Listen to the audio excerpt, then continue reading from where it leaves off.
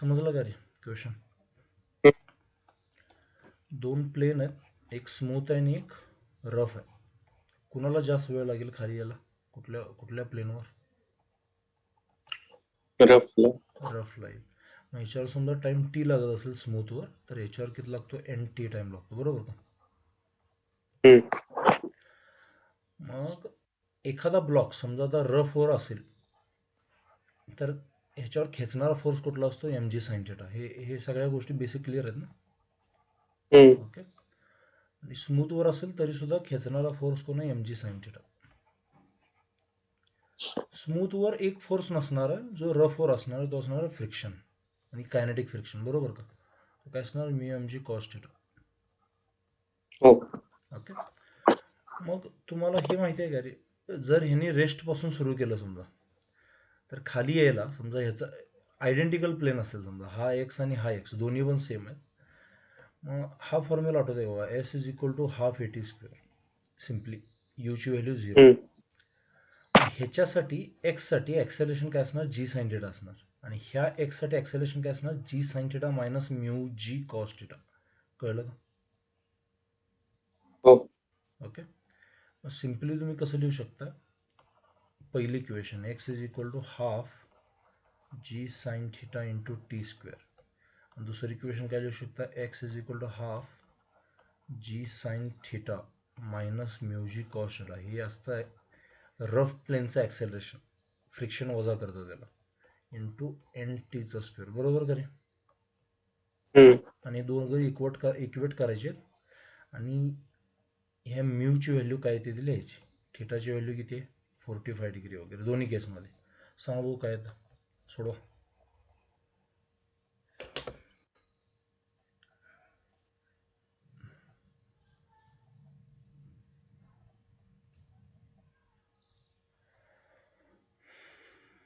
दोघांना इक्वेट करून वगैरे काय काय करू शकता बाबा. किंवा मी तुम्हाला सजेस्ट करेन डिवाइड करा. टी स्क्वेअर एक्स एक्स दोन्ही निघून जातं इक्वेट करण्यापेक्षा. इक्वेट केलं तरी डिवाइड करू शकता म्हणा त्याला.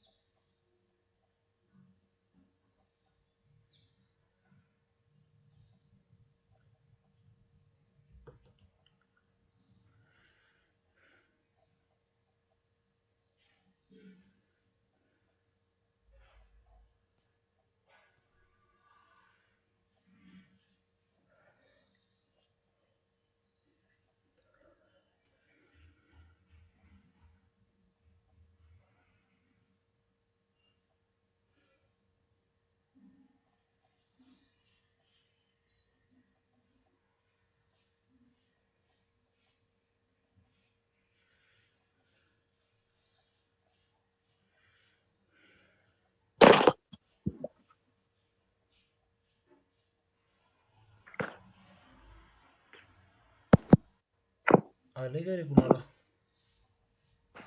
येत 1 मिनिट.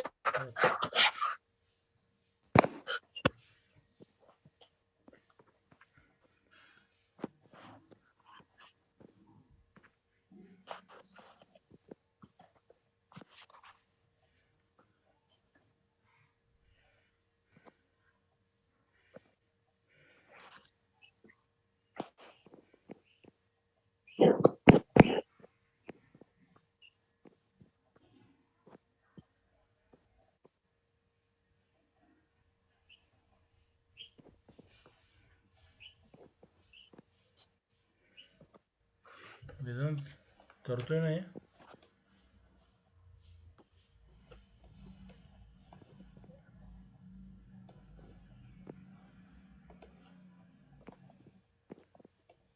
एवढा वेळ नाही लागला पाहिजे ना.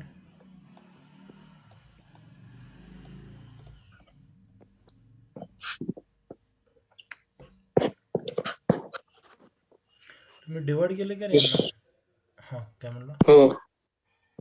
सुट्ट्या. इकडे डिवाइड केलं, इकडे आलं 1, हाफला हाफ गेलं, जी ला कॉमन मध्ये जी गेलं, sine theta upon sine theta minus mu cos theta. T स्क्वेअरला हा टी स्क्वेअर गेला, राहिलं एन स्क्वेअर. एन स्क्वेअर तुम्ही इकडे पाठवू शकता ना असं. तिथपर्यंत तरी आले का काय? आणि ही माहिती आहे ना, हे 45 ला दोन सगळे सेम असतात, त्यामुळे कट करू शकता सगळ्यांनाच.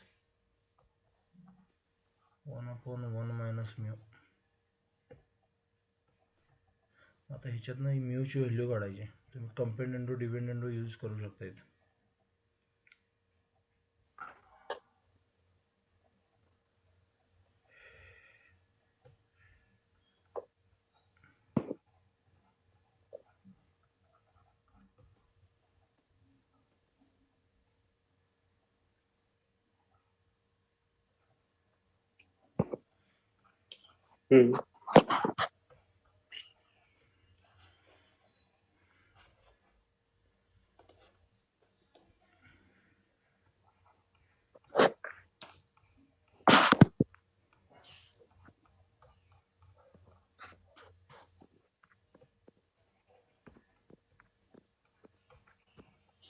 हे जरा स्पीड वाढवा बरं का, एवढा वेळ नाही लागला पाहिजे याच्यासाठी.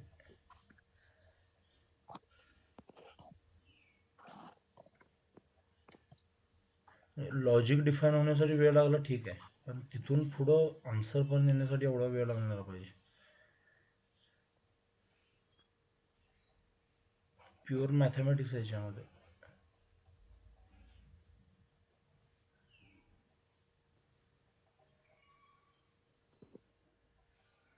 कळले का नाही?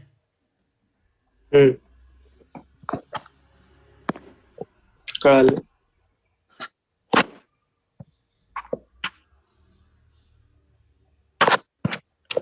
आलंय का रे आन्सर का नाही अजून?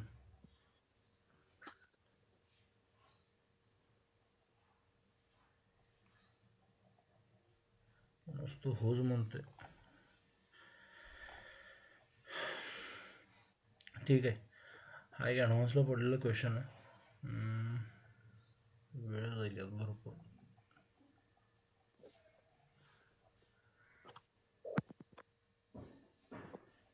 मी असले क्वेश्चन केले का रे कधी? ब्लॉकला ब्लॉक चिटकलेले, ते इन्क्लाइन प्लेनला ते स्लाइड होत आहेत वगैरे असलं काय? केलेत. ठीक आहे, वाचा बुवा क्वेश्चन, काय समजतंय. एक मिनिट.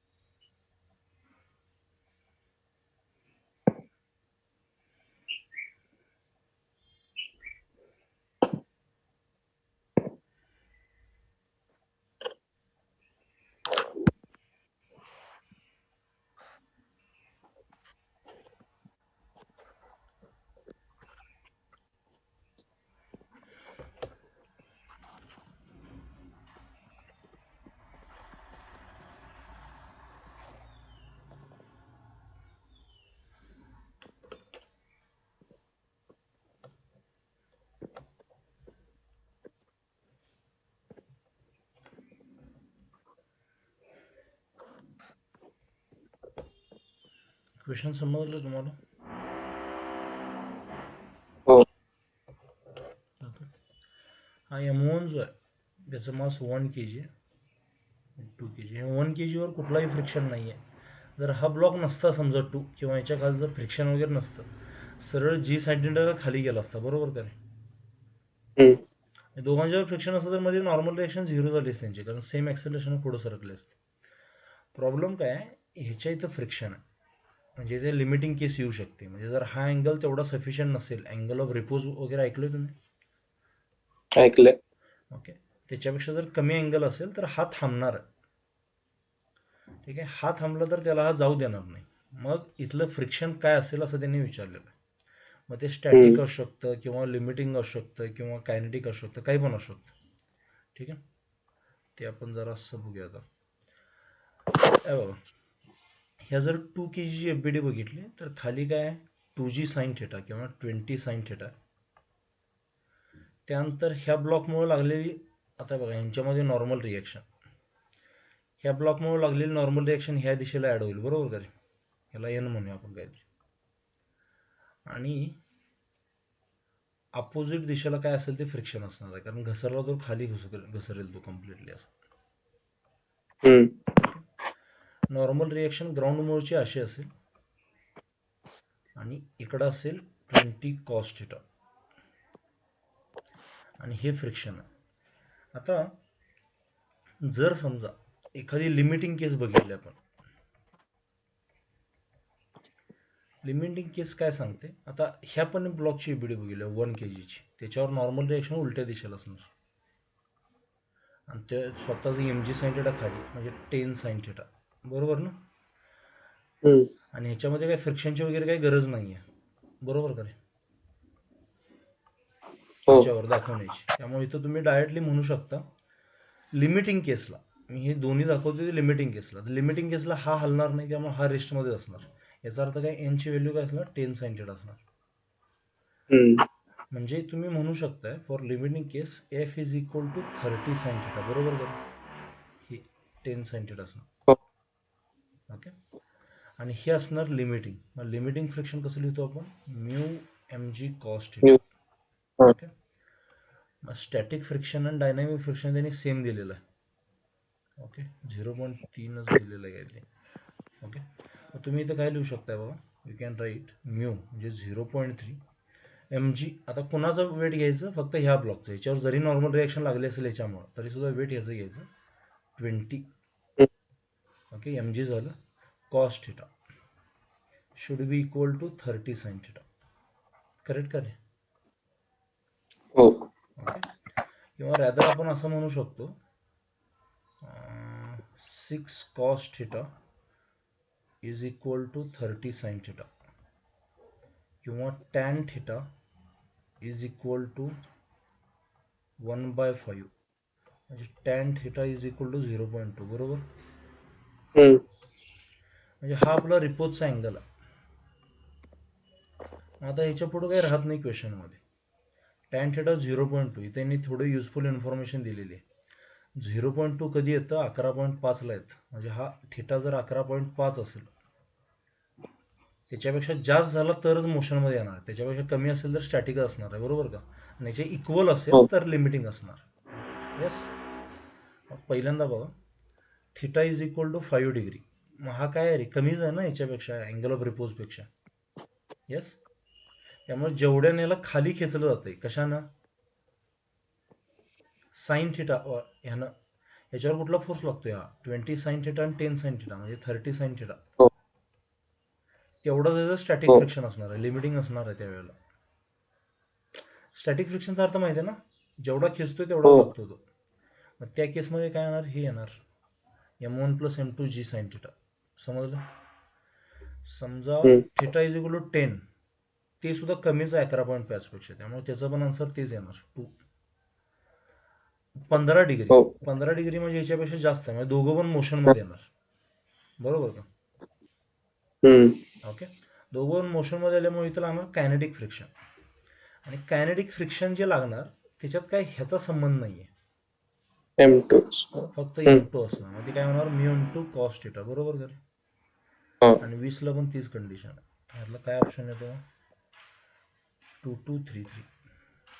लक्षात आलं? ठीक आहे, हा काय क्वेश्चन रिपीट वगैरे होणार नाही असले क्वेश्चन्स, पण मेन्सला रिपीट होऊ शकतात हे क्वेश्चन्स. एक्झॅक्टली असे नाही, कदाचित ह्या टाईपमध्ये. आणि सोपा क्वेश्चन आहे, एवढा पण अवघड क्वेश्चन नाही. तुम्हाला अँगल ऑफ रिपोजवरून वगैरे विचारू शकतात की काय येऊ शकतं यातलं नेमकं. असं एक्झॅक्ट सुद्धा क्वेश्चन हा जे मेन्सला पडू शकतो बरं का, आहे तसा. ठीक आहे, चलो फ्रिक्शन ओके. शॉर्ट नोट्स वगैरे तुमच्या तयार असतील तर बनवा, त्या म्हणजे नसतील तर बनवा, म्हणजे परत रिवाईज करायची गरज नाही. एवढे क्वेश्चन केले तरी भरपूर आहेत मेन्ससाठी फ्रिक्शनचे. त्यानंतर नेक्स्ट प्रॅक्टिस आहे circular motion, the last point in NLM, Newton's laws of motion. Circular मोशनच्या बेसिक गोष्टी क्लिअर आहेत तुम्हाला? काय काय, एखादा पार्टिकल सर्कलमध्ये फिरत असेल तर त्याची व्हेलॉसिटी कंटिन्युअसली चेंज होती, म्हणजे काहीतरी ॲक्सेलरेशनची गरज आहे डायरेक्शन चेंज करण्यासाठी. आणि ते ॲक्सेलरेशन कसं असलं पाहिजे? सेंटरकडे असलं पाहिजे. त्याला आपण सेंट्रिपेटल ॲक्सेलरेशन म्हणतो. आणि तो कुणामुळे? तो सेंट्रिपेटल फोर्समुळे. याचा फॉर्म्युला काय असतो? mv²/r, बरोबर का? किंवा mr ओमेगा स्क्वेअर. हे आपण इनर्शियल फ्रेममध्ये राहून बघतो. Inertial frame, non inertial frame clear आहेत ना दोघांना पण?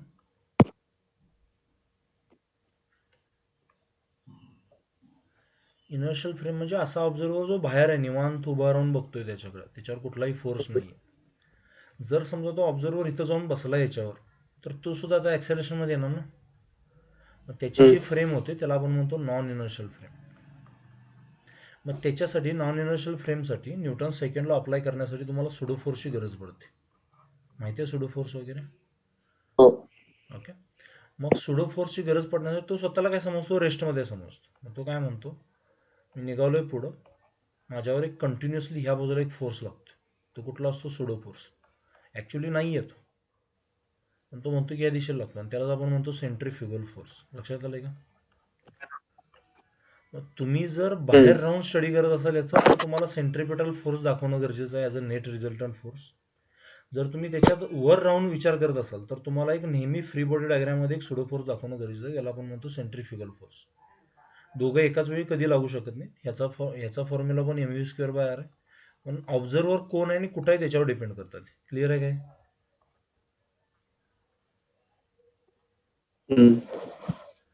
ओके. आपण हे बघूया एक मिनिट, याच्यावर एक क्वेश्चन बघूया, म्हणजे तुम्हाला आयडिया क्लिअर होईल की काय आहे.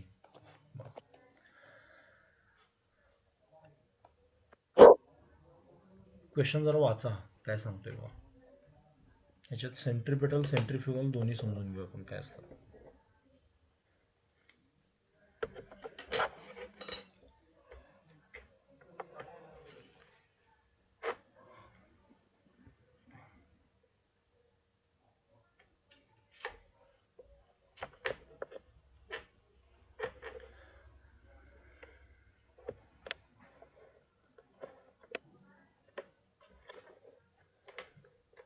आणि तुम्हाला सुडो फोर्सची आयडिया क्लिअर नसेल तर तुम्ही करून घ्या, नसेल तर मग 11वीला परवाच घेतलं मी सुडो फोर्सची कन्सेप्ट. त्याचा व्हिडिओ पण आहे, तुम्हाला हवा असेल तर मी सेंड करतो.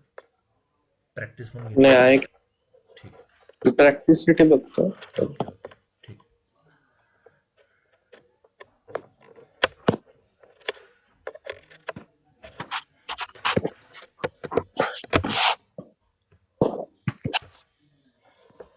समजला रे क्वेश्चन? ओके. एक डिस्क आहे अशी, ती गोल फिरतीये समजा, काहीतरी ओमेगानं वगैरे. ओके. त्याच्यावर इथे एक कॉइन ठेवला असा, किती डिस्टन्सवर ठेवला आहे सेंटरपासून? 1.25 सेंटीमीटर. ठीक आहे. आणि याचं जे रोटेशन आहे ते किती दिलं आहे? 3.5 रिव्हॉल्युशन्स पर सेकंड, RPS मध्ये दिलं आहे.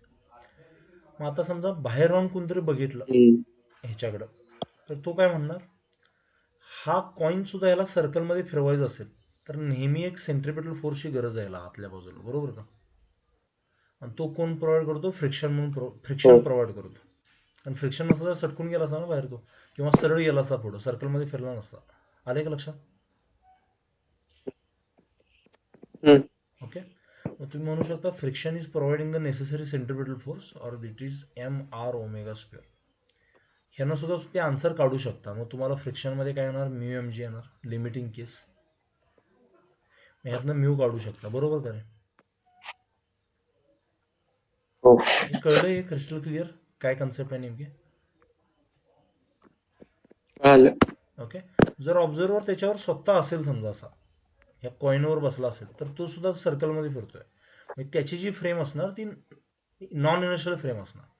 मग तो काय म्हणणार, असा डिस्क आहे त्याच्या कॉईनवर इथं बसलाय तो म्हणणार मी रेस्टमध्ये, बाकी सगळं जग फिरतंय. ठीक आहे, त्याला वाटणार नाही की आपण मोशनमध्ये. मग त्यासाठी एक सुडो फोर्स कन्सिडर करावा लागतो. मग तुम्ही सर्कलमध्ये फिरण्यासाठी तुमचं ॲक्सेलरेशन इकडल्या दिशेला असायला पाहिजे. मग तुमचा सुडो फोर्स उलट्या दिशेला लागला पाहिजे, ह्या दिशेला, आणि तो असतो सेंट्रीफ्युगल फोर्स, तो mu²/r. आणि तो म्हणतो की या फ्रिक्शनला तो अपोज करतो. इथं पण तीच कंडिशन येते, F = mu²/r. जर हे जास्त झालं तर तो बाहेर सटकून जाणार, असं त्याचं म्हणणं आहे. आलं का लक्षात? हो. ओके. म्हणजे ह्याच्या दृष्टीनं पण तीच इक्वेशन येते, mr². आणि ह्याच्या दृष्टीनं पण तीच इक्वेशन येते, फक्त सुडो फोर्स कन्सिडर केल्यावरच. मग तुम्ही या दोन्हीतल्या कुठल्या पण इक्वेशन याला सोडवू शकता. मी तुम्हाला सजेस्ट करेन सेंट्रीफ्युगल फोर्स म्हणजे नॉन इनर्शियल फ्रेमचा आधार घ्या तुम्ही कुठला पण क्वेश्चन सोडवताना सर्क्युलर मोशनचा, बरं पडतं ते. ठीक आहे, सेंट्रीफ्युगल फोर्स दाखवायचं आणि सोडवायचं. करा बघू रे, ट्राय करा आणि सांगा मला काय आन्सर येतं.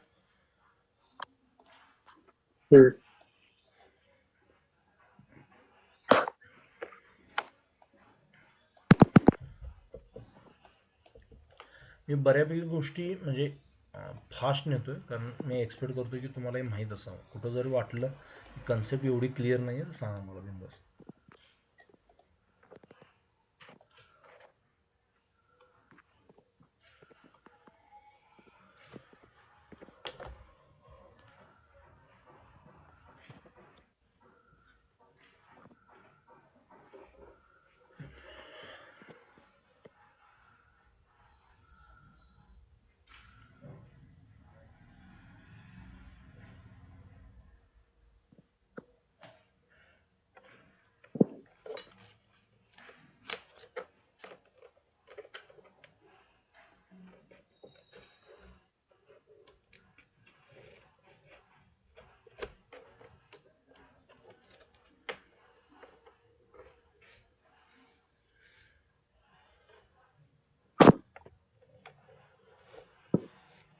RPSचं काय करायचं माहिती आहे का रे तुम्हाला?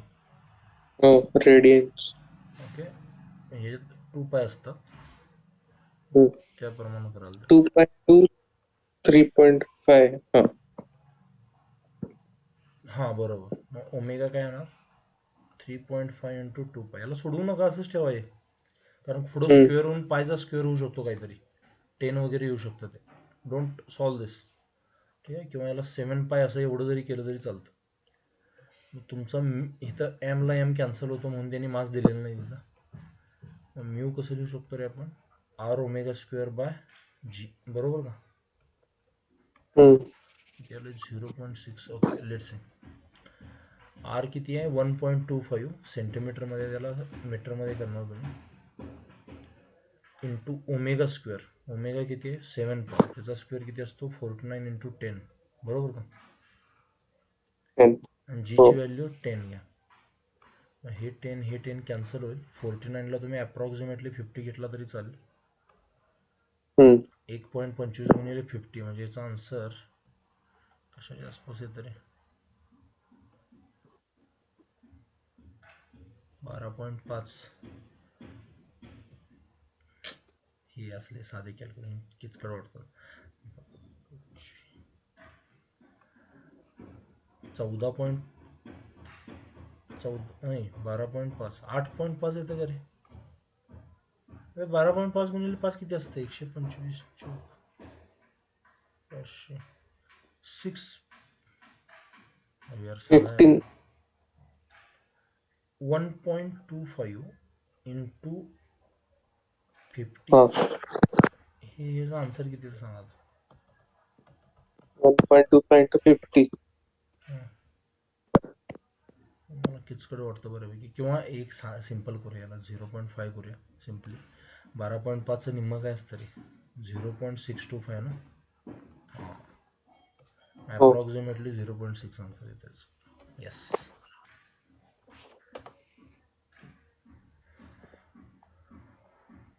बरोबर ना, कारण आसपास काय आन्सर नाही आहे. 0.7 येण्यास संबंध नाही आहे, कारण आपण व्हॅल्यू जास्तच घेऊन केलेली आहे त्यांची. बरोबर का? 49 50 हो. येऊन गेलेला आहे. पायची पण व्हॅल्यू स्क्वेअर जास्त करून घेतलेली आहे. येस.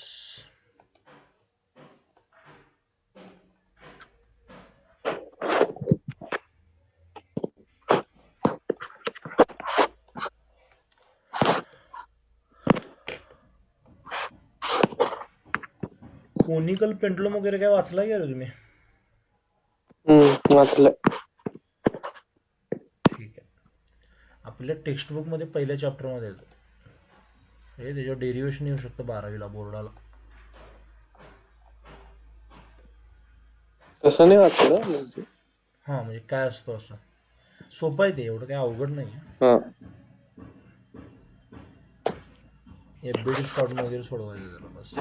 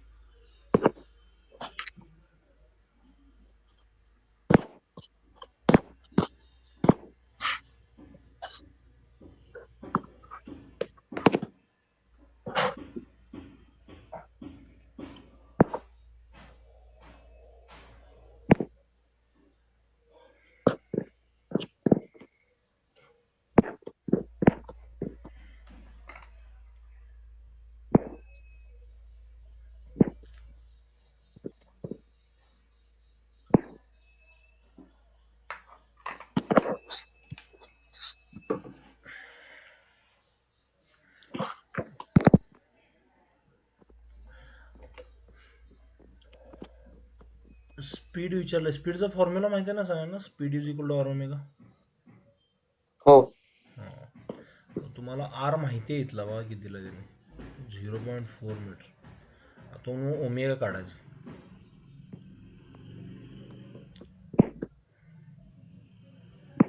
किंवा हे सुद्धा करायची गरज नाहीये. हा कॉम्प्लिमेंट केस. ह्याची पण गरज नाहीये. आर ओमेगा, ओमेगा काढून आर काढायची वगैरे. तुम्ही डायरेक्टली पण करू शकता. इथं टेन्शन असेल असं, त्यातला हा थिटा असेल तर हा थिटा असणार. इकडचा टी कॉस थिटा नाही, हा टी साइन थिटा येतो आणि हा येतो T cos theta. MV square. Theta काय दिलाय? 45 दिलाय ना आपल्याला. हा म्हणजे ठीक आहे. 1 येणार ते. T sine theta is equal to काय, तू काय कशाला बॅलन्स करतो इकडे? समजा आता मी इथं जाऊन बसलो, हा. mv square by R. बरोबर.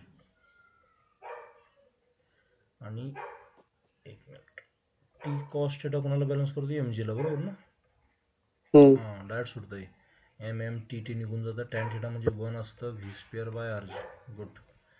हे व्ही डायरेक्टली येतं बघा रूट आर जी म्हणून. मग 0.4 इंटू 10. अरे काहीच करायची गरज नव्हती. 2 मीटर पर सेकंड. सोपा आहे. हो.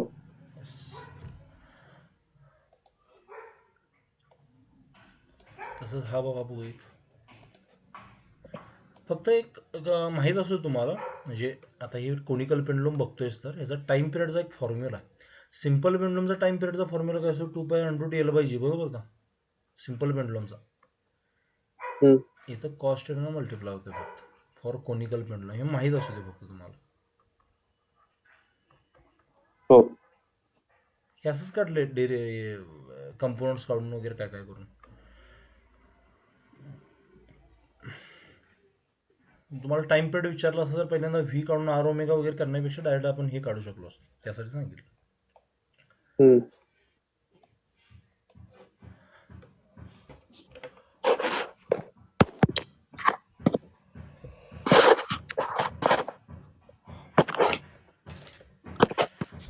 आणि बोर्डाच्या बुकमध्ये 12वीला खूप भारी क्वेश्चन्स आहेत बरं का सर्क्युलर मोशनवर. ओके, मार्जिन वगैरे ठेवून मेन्स लेवलचे क्वेश्चन्स आहेत सगळे. शक्य झालं तर ते पण बघा. मला असं का वाटलं लागलं पोरांची वाट लागणार आहे. म्हणजे बोर्डाला जर त्यांनी पेपर पुस्तकाप्रमाणे काढला, जेई नीट करण्याचा काही प्रॉब्लेम नाही, नुसतं कॉलेज केलं त्यांचं अवघड आहे.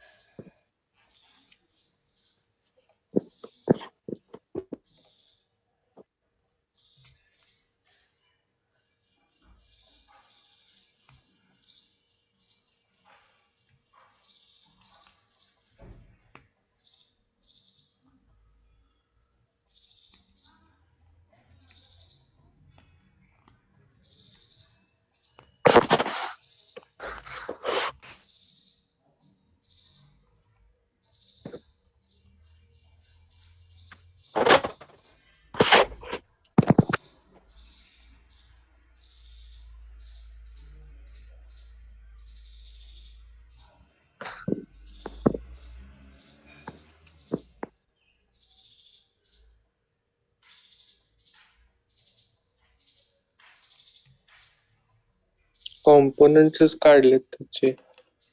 ओके. मॅक्झिमम टेन्शन म्हटलं म्हणजे हेच टेन्शन घ्यायचं काय असेल ते, त्यावेळी ओमेगा काढायचं, बरोबर ना. तर समजा 324 म्हटलं मी, हा थिटा असेल, हा थिटा असेल, तर हे मागासारखंच करणार ना तुम्ही. सिम्पली जो वेट 50 आहे, काय करणार तुम्ही 50. आता इथला किती होणार, ह्या जर टेन्शनच्या व्हॅल्यू नंतर पुट करू वाटलं तर टी हा काय असणार टी कॉस थिटा आणि एक असणार टी साइन थिटा. मग सिम्पली तुम्ही काय म्हणू शकता, हे एम जी जे आहे खाली 0.5 के जी म्हणजे 50 न्यूटन खाली एम जी, त्याला टी कॉस थिटा बॅलन्स करते, बरोबर तर. ओके. आणि टी साइन थिटा जे आहे ते कुणाला बॅलन्स करणार, एम आर ओमेगा स्क्वेअरला. ओके. कारण त्यांनी काय विचारलं इथं, अँग्युलर व्हेलॉसिटी विचारली, ओमेगामध्येच घेऊया आपण ती. ओके. त्यानंतर लेंथ तुम्हाला दिलेली आहे एल. ओके. काय असेल ते ही जर 0.5 दिली असेल तर तुम्ही आरला काय लिहू शकता, एल साइन थिटा लिहू शकता ना. इथं पुट करा बघू, M into L sine theta into omega square is equal to T sine theta. ही काहीच करायची गरज नाही, काहीच करायची गरज नाही, हे पण लिहायची गरज नव्हती. साइन थिटा कॅन्सल होऊन जातं इथं, बरोबर का. काय लिहिणार तुम्ही, टी म्हणजे किती आहे 324 आहे, एम किती आहे 0.5, लेंथ किती आहे 0.5 आणि ओमेगा स्क्वेअर आहे. 324 कोणाचा स्क्वेअर आहे का रे, 18चा वगैरे 18चा होते. नाही थांब, 18, एक मिनिट, हां 400 जवळ आहे, 18च आहे तो. येस. हे डायरेक्ट ओमेगा लिहितो इथं मी, यांचं 0.5 लिहितो डायरेक्ट काय असेल ते, आणि इथं लिहितो 18. मग 18 भागिले 0.5 म्हणजे किती होणार आहे, 36 होणार ना. हो.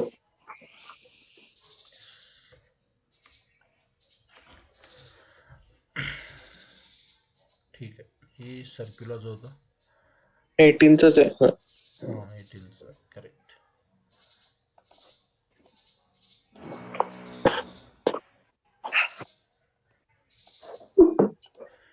मला एक सांगा, असली क्वेश्चन तुम्ही कधी बघितलेत का रिक्स, हेमिस्पियर आहे, इथून एक बॉलला रोल केला, इकडे गेल्यावर कुठेतरी त्याचा कॉन्टॅक्ट लूज होतो, तो खाली पडतो, तो पॉईंट कुठला असेल वगैरे. हा नाही बघितला. हा क्वेश्चन राहू दे, पण असल्या टाईपचे कॉन्टॅक्ट लूज होण्याचे वगैरे.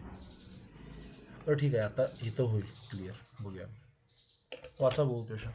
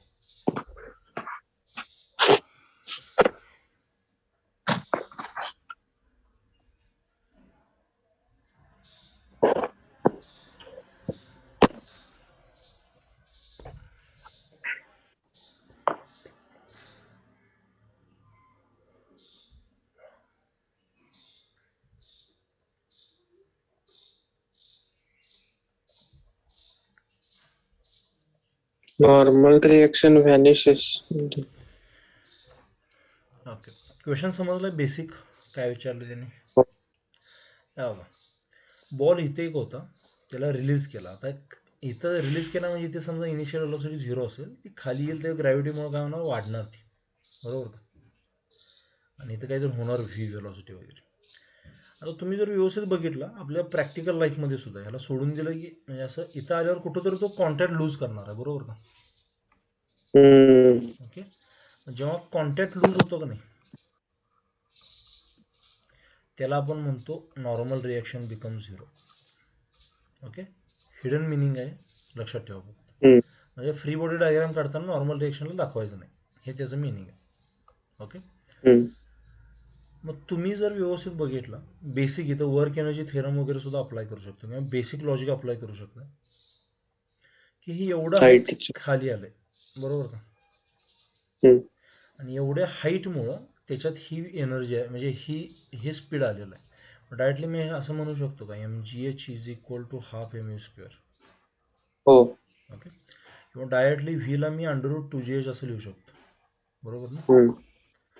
बरोबर. इथलं स्पीड मला समजा मिळालं. आता मी काय करतो, इथली फ्री बॉडी डायग्राम काढतो. आता फ्री बॉडी डायग्राम काय सांगते, खाली mg लागणार फोर्स, इकडे काय लागणार. आता मी याच्यावर जाऊन बघतोय त्यामुळे मी सुडो फोर्स घेणार mv²/r, बरोबर का रे? फ्रेमचं कुठे खरं ऍक्सिलरेशन कसं कळणार? सर्कल मध्ये फिरतोय ना तो, ऍक्सेलरेशन आहे हा, की. बरोबर. आलं का लक्षात? आणि हा समजा फाय असेल तर हा सुद्धा फाय असणार. हा फाय म्हटल्यावर हा सुद्धा फाय. तुम्ही तर काय म्हणू शकता, कसं लिहू शकता रे, याच्या अलॉंग याचा कंपाऊंड बनवू शकतो तुम्ही, mv²/r is equal to half phi, म्हणजे mg sin फाय होतं का बघा ते. Okay, mg sin. एक काम करा, रिलॉग इन करा, नाहीतर ही मध्येच कुठंतरी गडबड. रिलॉग इन करा, आपण डिस्कस करू. एकच मिनिट राहिला.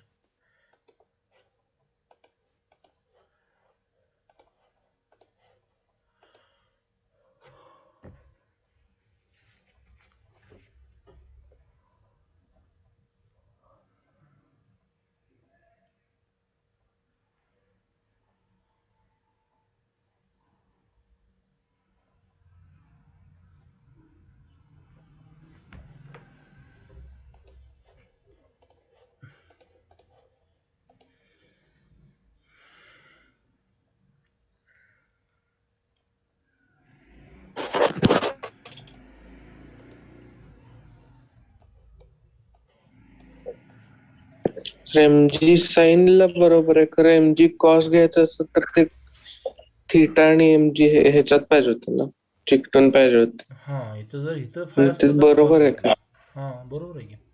समज इथं फाय असता तर तू mg cos theta mg cos five घेतला असता. हा इथं आहे ना, त्यामुळे हा 90 - फाय होणार. हा, mg cos 90 - फाय म्हणजे mg sin फाय, बरोबर का? बरोबर. एक मिनिट, वेदांत येऊ दे.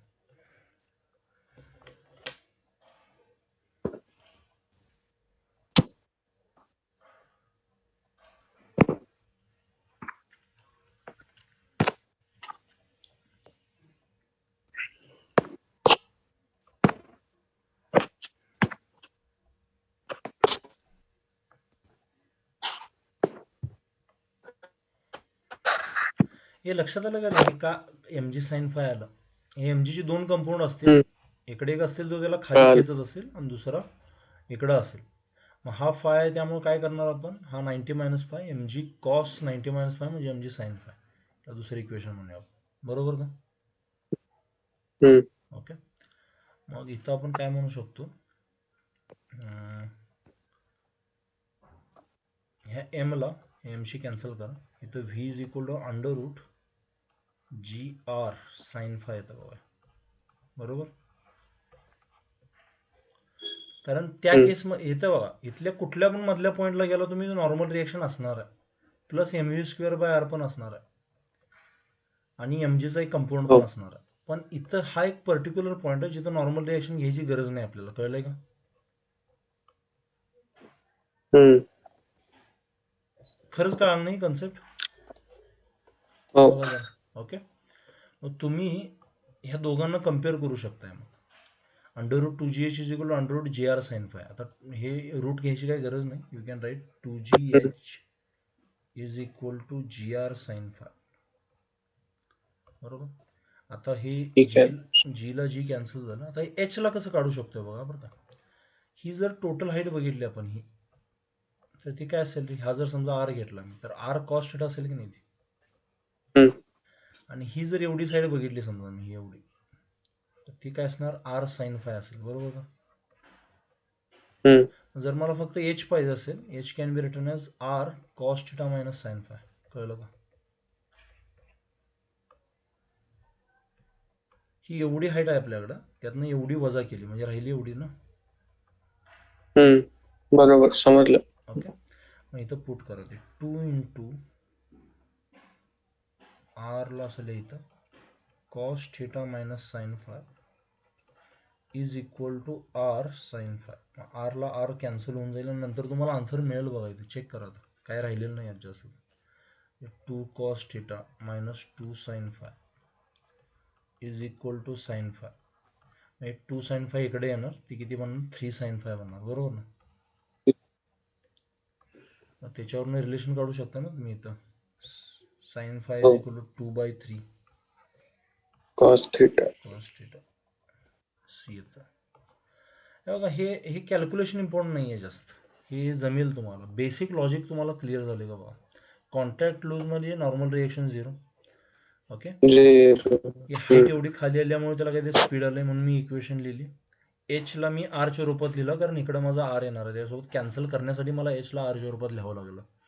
ओके, त्यानंतर इथं एका पर्टिक्युलर पॉईंटला नॉर्मल रिॲक्शन 0 झाली, तिथं काय करणार, एमजीचा एक कंपोनंट माझा सेंट्रीफ्युगल फोर्सला बॅलन्स करेल, म्हणून तर तो असा असा नाचणार नाही, जाईल तर खाली जाईल. कोणामुळे, MG cos theta, MG cos फायमुळे.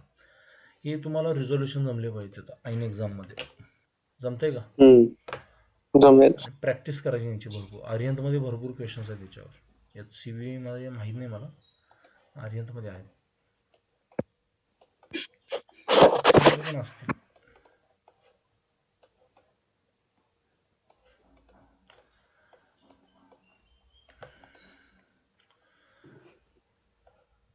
आणि तुमच्याकडे प्रॅक्टिसला मटेरियल वगैरे आहे का रे, मेन्सला वगैरे, याला त्याला. हा सर, तेच बोलायचं होतं. काय होतं, ते टीचर आहेत ना, म्हणजे आता समजा पहिला HCV देतात, मग ते झालं तर त्यांच्या डीपीपी मध्ये काय असतं, हे आपले थोडे इरोडो क्रोटो आणि ह्या लेवलचेच क्वेश्चन्स आहेत. माझं काय लागलं, त्यात काय कन्सेप्च्युअलच आहेत ना, असे फार मेन्सला कसे असतात, कॅल्क्युलेशन आणि स्पीड वगैरे पण लागतात, तसे नाही होत सोडवून. ते विचारायचं होतं की त्यासाठी कुठलं बुक वगैरे करू का मी वेगळं. मटेरियल परवा अपलोड केलंय ह्याचं, गुगल ड्राईव्हवर तुम्हाला सापडेल ते. एक मिनिट. एलिट फिजिक्स काय मॉड्यूल्स, त्याच्यामध्ये लेवल 1, लेवल 2, लेवल 3, लेवल 4 सगळं आहे. मेन्स ॲडव्हान्स सगळं सोल्युशन शोधू आहेत त्याच्यामध्ये. ते जरी लेवल वाईज करायला घेतलं तरी सुद्धा भरपूर होईल. प्रॅक्टिस म्हणजे टाइम लावून प्रॅक्टिस केली तरी चालेल त्यात. आणि ते नुसतं थिअरेटिकल क्वेश्चन्स होतात, पण ते चांगलेच, भरपूर चांगले क्वेश्चन्स आहेत ते. तरी फक्त हे होत नाही, मेन्सची तयारी तेवढी होत नाही फास्ट.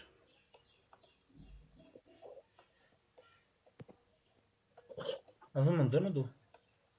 हो, ठीक आहे, काय नाही. हे कसं आहे माहिती आहे का, एका पॉईंटला स्वतःचं प्रिपरेशन ट्रॅक करण्यासाठी स्वतःबद्दल ऑनेस्ट ओपिनियन सुद्धा असणं गरजेचं आहे सध्या. नुसतंच पळण्यात काय पॉईंट नाही ना पुढं. बरोबर का. पण मेन्सची लेवल जर बऱ्यापैकी चांगली झाली तर आपण थोडंसं ॲडव्हान्सला सुद्धा, म्हणजे ॲडव्हान्सवर सोबतच करायचे असते त्याच्या, ते सुद्धा करू शकतो. बेसिक कन्सेप्ट, बेसिक प्रॅक्टिस आपली एवढी क्लिअर नसेल तर कधी कधी ॲडव्हान्स सुद्धा आपल्याला अवघड जायला सुद्धा. काय नाही, सिम्पली तू काय कर, ते जे मॉड्यूल्स आहेत ना त्यातले क्वेश्चन्स हे कर, लेवल बनवून जाईल. म्हणजे तेच मटेरियल करायला पाहिजे असं नाही, दुसरं कुठलं HC वर्मा सुद्धा केलं तरी चालेल. मेन्ससाठी काय जास्त गरजेचं, म्हणजे मेन्सला प्रिव्हियस इयर्स क्वेश्चन करायचे आणि ते मॉडेल मधले कर भरपूर. काय ते लेवल डीसी पांडेचं लेवल 1 वगैरे. हा, डीसी पांडेचं लेवल 1, मग सोबतच लेवल 2 पण करून टाकायचं, किंवा असं करू शकतोस पहिल्यांदा हा लेवल 1 सगळ्यांचे करून एक कॉन्फिडन्स आण, त्यानंतर लेवल 2 ला हात घालायचा, मग तसं पण करू शकतोस. ठीक आहे. ओके, इझी पडलं. स्वतःला कॉन्फिडन्स येईल ह्यासाठी जे जे लागते ते कर. ठीक आहे, म्हणजे असं नाही की हेच करायला पाहिजे आणि तेच करायला पाहिजे. तुला स्वतःला कॉन्फिडन्स कशात येतोय आणि राईट ट्रॅकला सिम्पली. चालेल.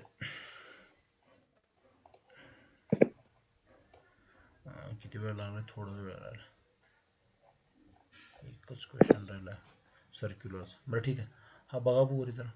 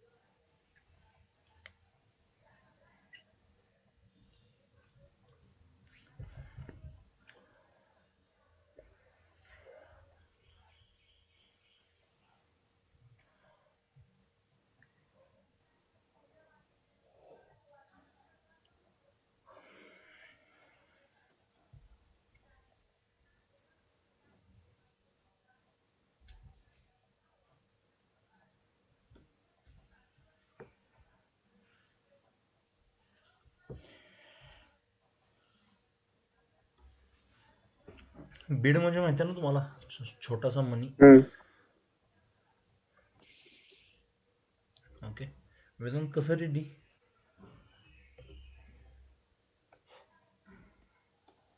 सांग जरा.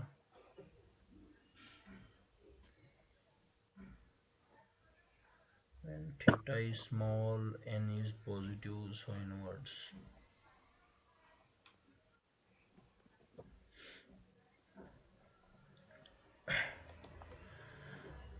कुठल्या पण एका पोझिशनला तुम्ही जर बघितलं समजा इथं, इथं एक आणि हाफला एक हे काढायला पाहिजे. काय त्या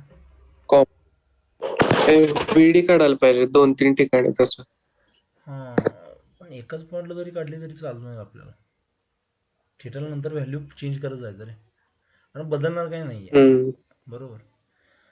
मग असं अजून करूया की नॉर्मल रिएक्शन बाहेरच्या दिशेला. ओके, अगोदर त्याला दाबच जाणवते वायरला, आणि हे नॉर्मल रिएक्शन काय असेल त्यांनी विचारलेलं. म्हणजे तेच ना, बीडवर जेवढी नॉर्मल रिएक्शन लागते तेवढीच ती त्या वायरवर लावणार आहे ॲक्शन म्हणून. मग ह्याचं एम जी खाली असणार, आणि हे सर्कलमध्ये फिरते, याचं त्यावेळेला काहीतरी इन्स्टंटला स्पीड व्ही असेल समजा, की ह्या दिशेला काय असणार, M V square by R. मग सिम्पली तुम्ही काय म्हणू शकता, N plus M V square by R is equal to, तिथे एम जी कॉस. हा, इथे एम जी कॉस्ट येणार.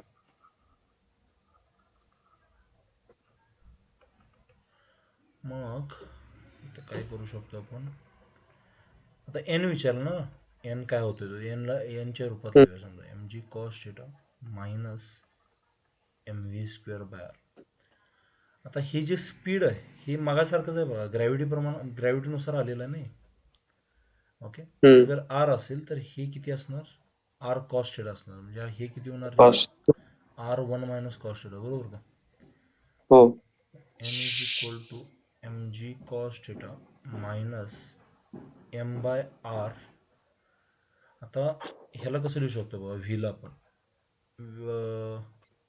V will be under root of 2gh मगाप्रमाणेच, फक्त एचच्या जागेला काय लिहितो मी, आर 1 मायनस कॉस थिटा. याचा स्क्वेअर केल्यावर हे आरला आर कॅन्सल होईल ना वरच्या, बरोबर का. बरोबर. इथं काय येणार, एम जी आर, नाही आर कॅन्सल झालं ना, 1 मायनस कॉस थिटा. जर इथं व्यवस्थित बघितलंय, normal reaction will be M G cos theta minus M G plus M G cos theta, म्हणजे N is equal to, M जीला कॉमन घ्या, 2 कॉस थिटा मायनस 1, बरोबर का रे. चुकलेलं नाही याच्यामध्ये. ठीक आहे. आता ही व्हॅल्यू कशी, कारण थिटाची व्हॅल्यू काय 0 to 90 डिग्री प्रमाणे बदलत जाते, बरोबर का. 0ला असताना 1 असणार ती, म्हणजे इथं जर 1 ची व्हॅल्यू पुट केली समजा आपण, तर ही n ची व्हॅल्यू काय होणार, mg होणार, बरोबर ना. इथं असताना ते mg ऍक्ट करणार ना डायरेक्ट खाली. बरोबर. त्यानंतर n ची, हे समजा थिटाची व्हॅल्यू 60 डिग्री पुट केली काय मी, 60 डिग्रीला cos 60 हाफ असतो, so this will become n ची व्हॅल्यू 0 बनेल, बरोबर. म्हणजे इथं जर समजा तो सरफेस असता 60 डिग्रीला कुठेतरी, तर कॉन्टॅक्ट लूज झाला असता, बरोबर काय. पण तो बीड त्याच्यात ओवलाय आत, म्हणजे वायर त्याच्यातून घुसवली, त्यामुळे त्याला जाऊ देणार नाही. मग त्या केसमध्ये काय करणार, तू इनवर्ड फोर्स लावायला सुरू करणार, बरोबर का. टेन्शन लागणार नाही, काय लागणार, टेन्शन नाही, बीड मधली नॉर्मल रिएक्शन रे. अगोदर बाहेरच्या दिशेला लागणार आहे ह्या अँगलसाठी, नंतर काय होणार, आतल्या दिशेला लागणार इथून इथं, त्याला बाहेर जाऊ देणार नाही ती. आलं लक्षात. Radially outwards and then radially inwards later. लक्षात आलं.